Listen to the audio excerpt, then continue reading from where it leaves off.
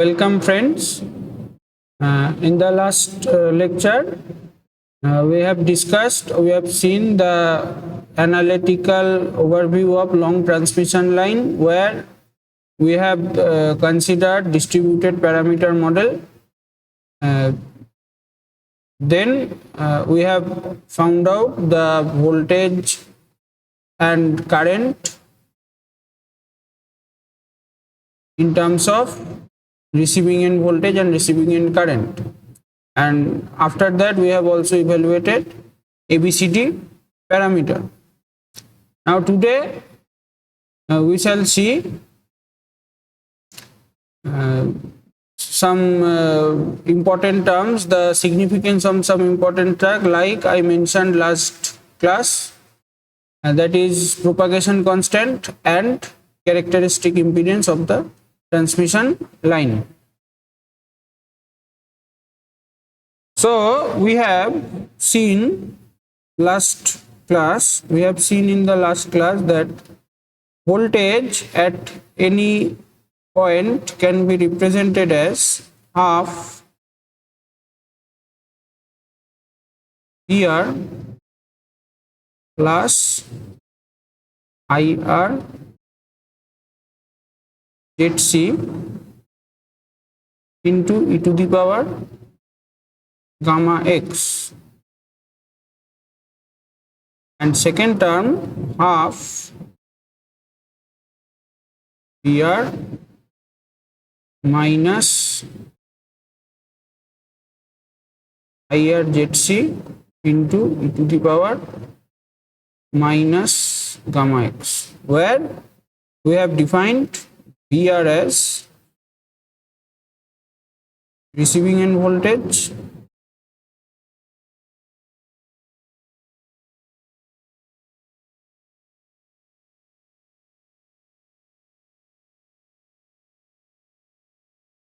IR as receiving end current,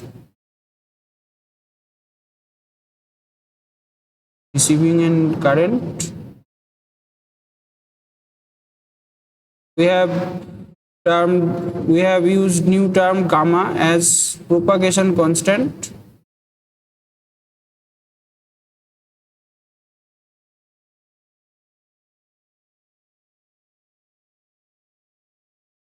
and lastly we have seen another parameter which is called characteristic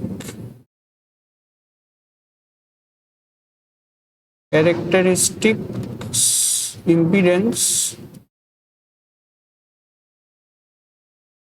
of transmission line. So today we shall see what is the significance of this gamma, that is propagation constant, and what is the significance of the characteristic impedance of the transmission line, that is called ZC. So let us talk about propagation constant. Propagation constant, which is gamma. Now propagation constant gamma has two parts. One is alpha, another one is beta. So it's a complex number. Alpha is called attenuation constant.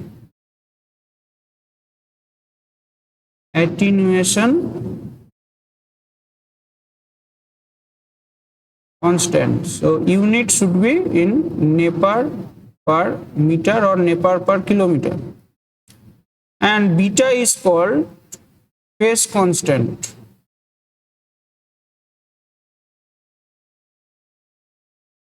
And its unit should be radian per meter or radian per kilometer. So let us see what is the role of alpha and what is the role of beta in transmission line wave propagation. As the name suggests, it is called propagation constant. So it has to do something with propagation of the wave. So we have e to the power gamma x, right?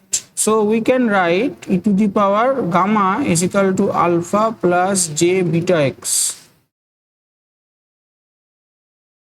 So that is equal to e to the power alpha x into e to the power j beta x. So e to the power alpha x, this term remains as it is. However, e to the power j beta x can be written as cos beta x plus j sin beta x. So this e to the power alpha x remains as it is. Now this cos beta x plus j sin beta x, its magnitude is 1. Its magnitude is 1. And angle would be tan inverse of sin beta x by cos beta x. So it's e to the power alpha x. Now this cos beta x plus j sin beta x only contributing angle beta x because its magnitude is 1. So now as it can be seen that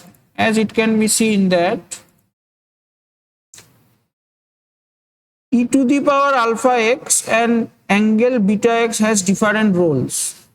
How? Now if we change x, if we make x equal to 0, then 1, then 2 and something like that. So from this equation, okay,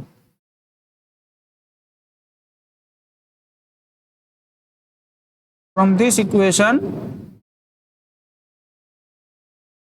we have seen that voltage is function of e to the power gamma x. So from this equation, we have seen that voltage is a function of e to the power gamma x. And this can same be written for current equation as well. Current equation is also a function of e to the power gamma x. So if we change x means distance, So if we change x, then e to the power alpha x, this term only contribute in magnitude variation.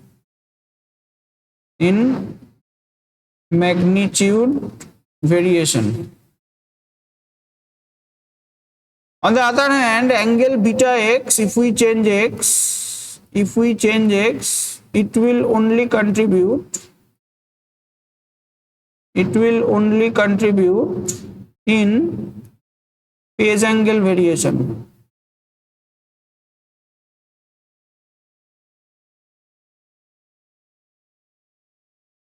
So this term e to the power alpha x will surely, if we change x by 1 unit, its magnitude is increased by e to the power alpha.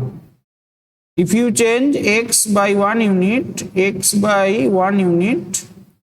then its voltage increases by a factor e to the power alpha. Whereas if you change x by 1 unit, due to this factor, your phase angle of the voltage wave or current wave will advances by an angle of beta. So you see, this e to the power alpha x has no role in phase, e to the power alpha x, this e to the power alpha x has no role in phase angle variation.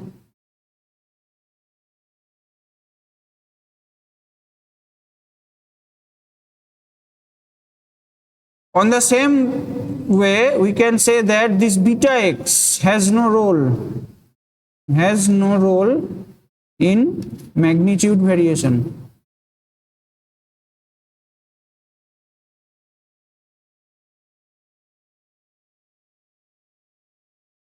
So gamma, which is propagation constant, which has got two parts, alpha plus j beta. Alpha is called attenuation constant. This attenuation constant is only influencing the magnitude of the wave. It's only influencing the magnitude of the wave. On the other hand, beta is only influencing the phase angle of the wave.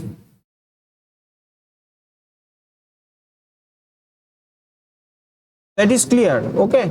So alpha contributing magnitude of the wave and beta is contributing phase angle of this wave. These two will make total contribution, which is called propagation constant.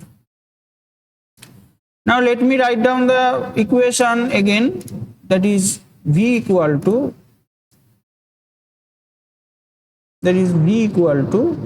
half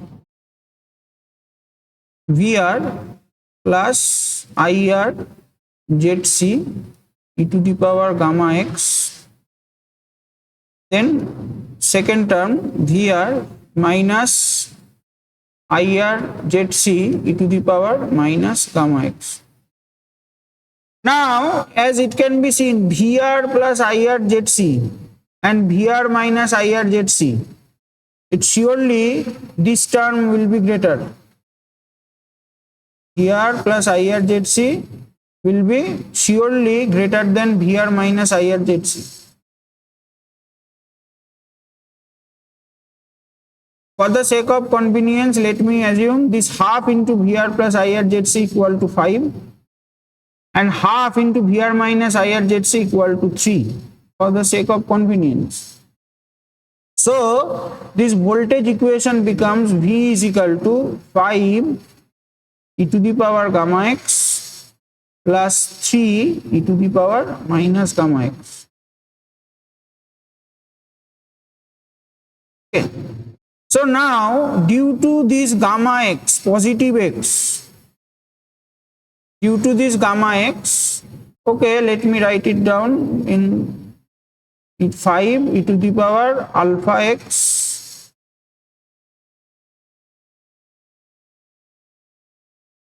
into j beta x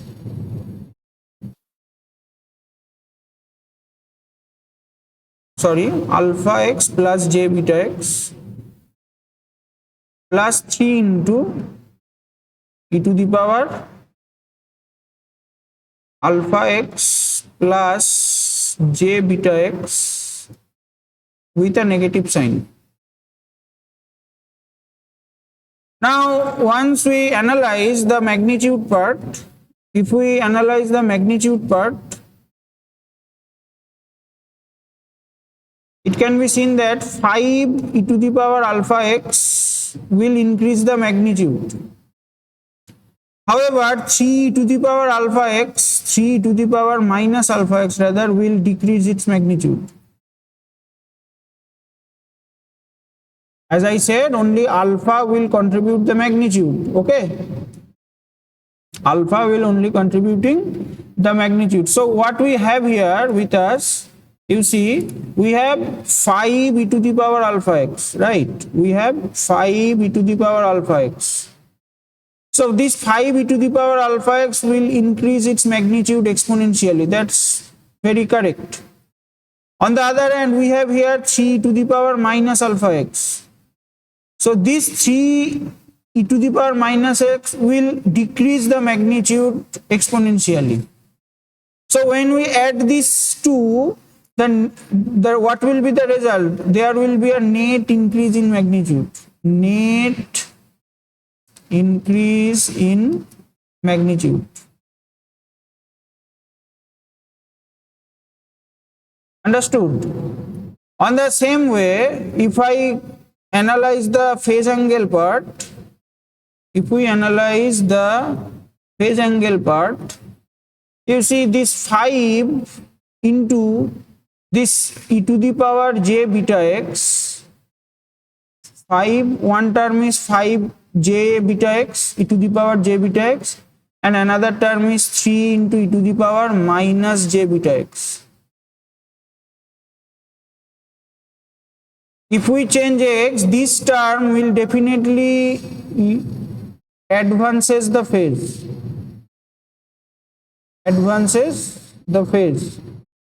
However, due to this term, the phase angle will retard.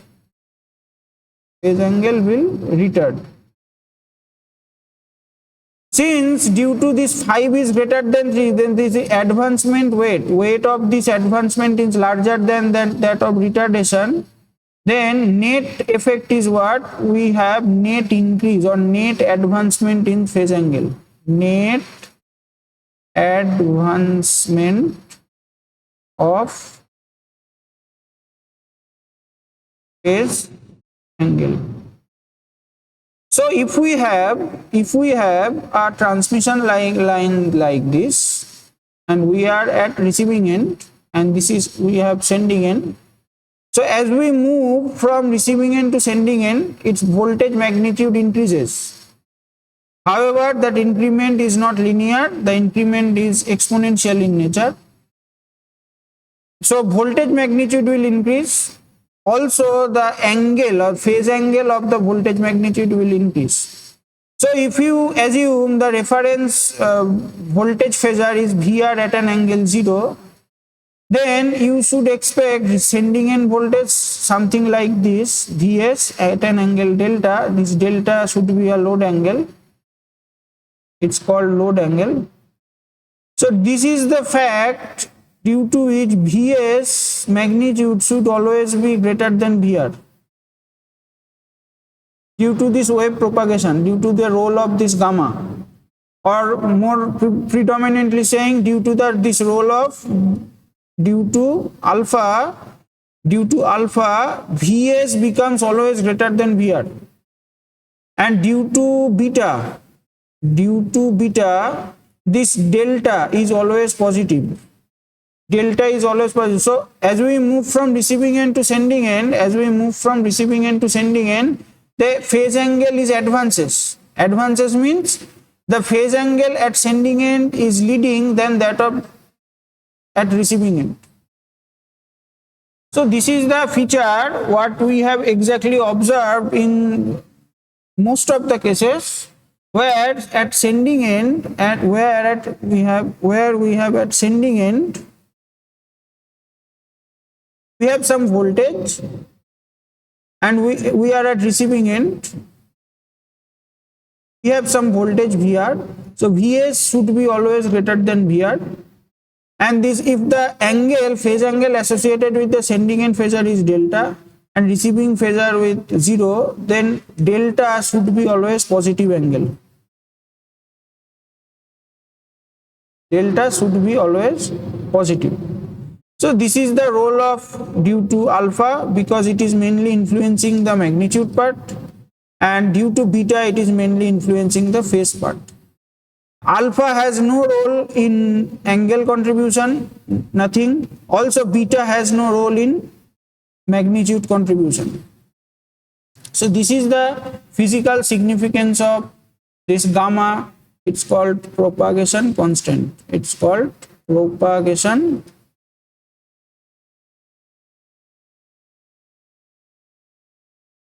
constant. Next, we have our next term is called characteristic impedance. Characteristic impedance is called ZC. Sometimes it is also called surge impedance.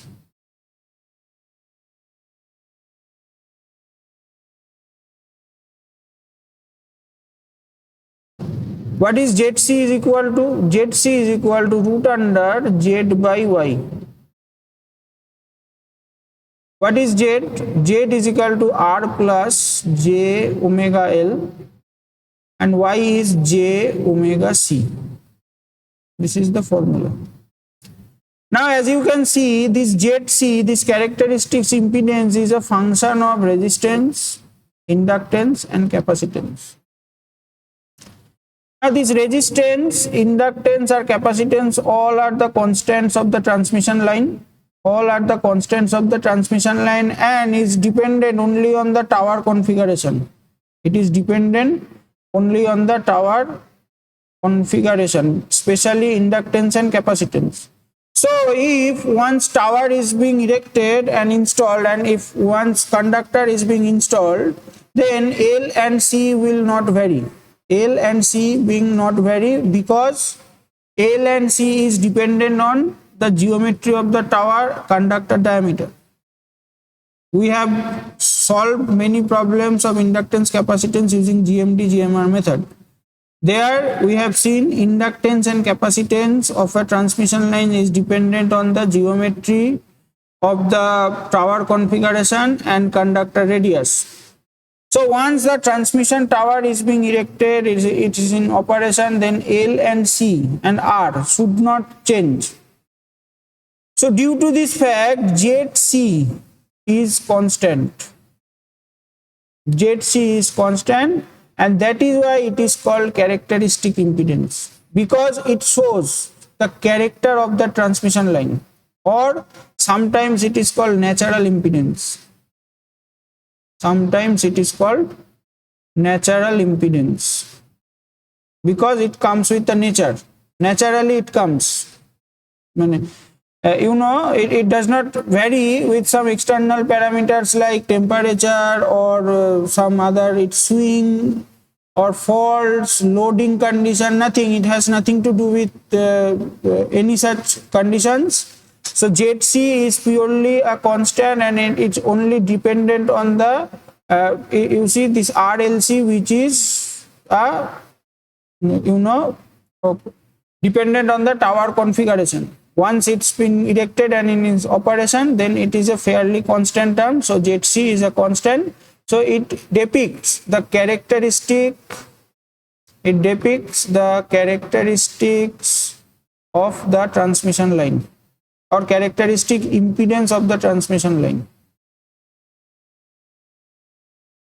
Now in normal case, R generally should be very, very less than omega L for all practical consideration. This is true. R should be very, very less than omega L. Now suppose for any reason if we consider R equal to 0, practically it is not possible, but still we are considering R equal to 0. That means this ZC, this term R plus J omega L divided by J omega C will become only root under LC. So for R equal to 0, your characteristic impedance become root under LC. This time that impedance is called characteristic impedance. Characteristic impedance of a lossless transmission line. Lossless transmission line. So when we assume, or for all practical reasons, when R is very, very less, can be considered as to be 0, so then that characteristic impedance can be termed as lossless transmission line impedance, and which is equal to root under L by C.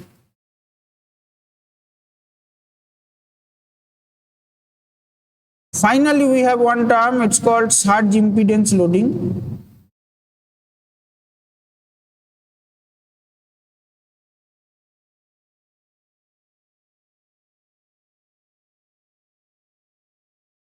Suppose we have a transmission line having a characteristic impedance ZC. Now it has some load to feed power. It has some load to feed power. Now if the load impedance is purely a resistive one and is equal to, if the load impedance should be equal to ZC, then power transfer to the load is called surge impedance loading. Surge impedance loading, or in short SIL, is defined by power transferred to the load having an impedance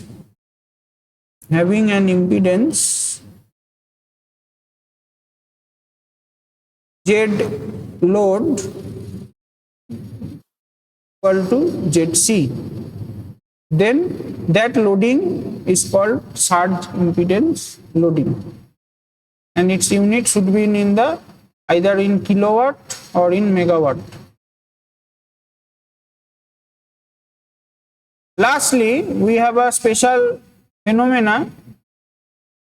It's called very, very important Ferranti effect.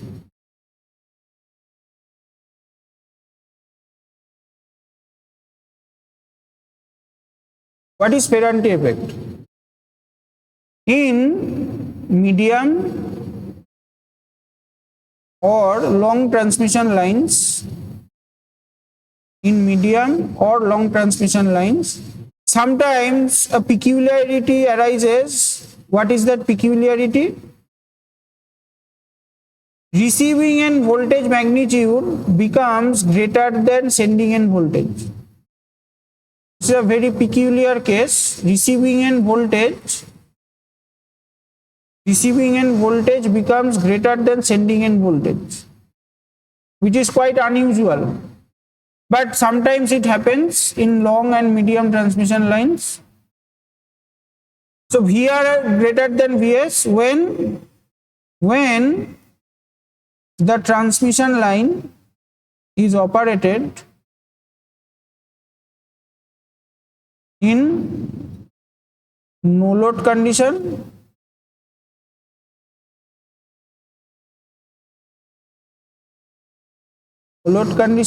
or in lightly loaded condition.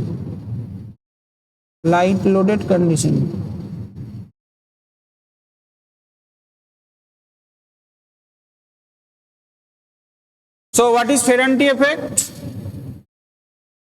Let me talk out the point. First of all, it can be seen in medium or long transmission line. You cannot see them in short transmission line. Short transmission line, we cannot see Ferranti effect. It is seen in medium or long transmission line. So receiving end voltage is becoming greater than sending end voltage. This is the effect. When it is happening, when that particular transmission line is operated under no load condition or lightly loaded condition. What is the reason? Now to demonstrate the reason, I give you a simple example of pi equivalent pi network.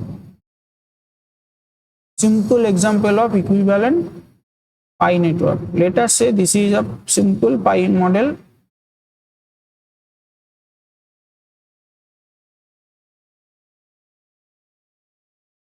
It's a lumped parameter model. We have Vs,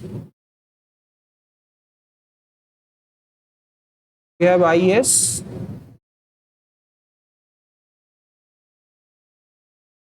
we have Vr, and we have IR is equal to 0 because we are considering receiving end is at no load. We are considering receiving end is at no load. So this is series impedance Z, this is shunt admittance Y by 2, this is also Y by 2. Okay. So the Is, now the current flowing through this first admittance, is IC1,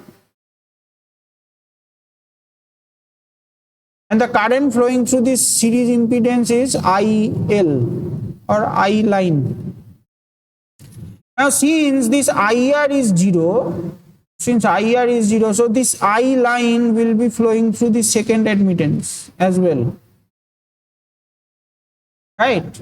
IR is 0, so no current should be flowing through this path because receiving end current is 0. So this current flowing through, that is I line flowing through the series impedance, will be directly flowing through this, shunt admittance Y by 2.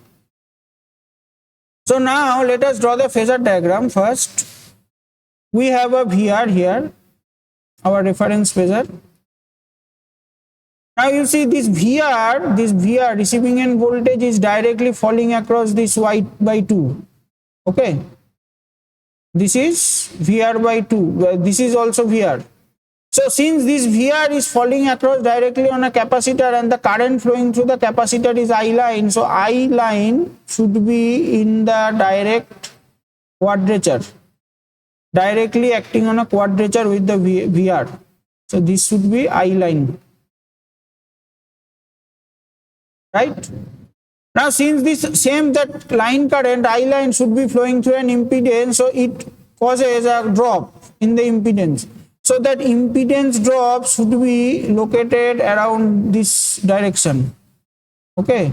So this is I line into Z. Why it is so? Because Z has got two components. Z has got two components. One is R. So I line into R is this and I line X is this. So this is I line into R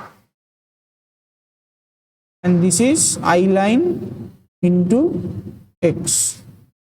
So phasor summation of VR plus IR or I line rather into Z will make you VS. So VS is practically this one, this phasor. VS is practically this phasor. So from the phasor diagram you can see this is delta. So from this phasor diagram you can see this VS is definitely less than. So this is the effect of this charging current which is causing this voltage drop, or which is causing this enhancement in voltage in receiving end is happening. This is this charging current flowing through this Y by 2. Okay. So this is why we say in medium or long transmission line where shunt conductance, not shunt conductance, it is the shunt admittance plays an important role. It will contributing significantly to the overall operation of the transmission line. So in medium and long transmission line where those shunt admittance is significantly effective, we have seen receiving end voltage sometimes greater than Vs particularly when the transmission line is operated in no load condition or in light load condition. So it is not seen in short transmission line because in short transmission line we have no shunt Y, or rather shunt Y is not considered for short transmission line. So this is a very important topic, Ferranti effect. So we have seen first the physical significance of characteristic. First we have seen the physical significance of propagation constant. It has two parts: attenuation constant and phase constant. Attenuation constant mainly influencing the magnitude of a wave, and phase constant mainly influencing the phase of the wave. Alpha, that is attenuation constant, has no role in variation of phase. Similarly, beta, that is phase constant, has no role in play with magnitude variation. Subsequently, we have seen what is surge impedance or natural impedance or characteristics impedance of the line.